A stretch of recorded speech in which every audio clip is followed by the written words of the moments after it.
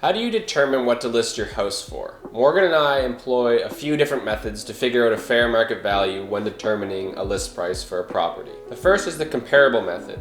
So we'll go back 6 months on the MLS system and look at all actives, conditionals, expireds, and solds.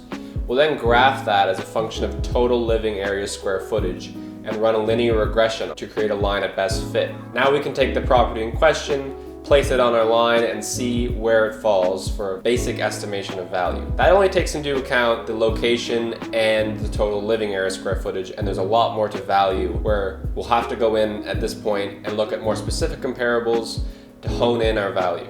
Second method we like to employ when comparables are low due to rural settings or really unique properties is to do a sum of all parts method. If there's a large property with a bunch of outbuildings and a huge acreage, we're going to separate those three things out, figure out what the values are, add them together, and use that to come to some sort of range.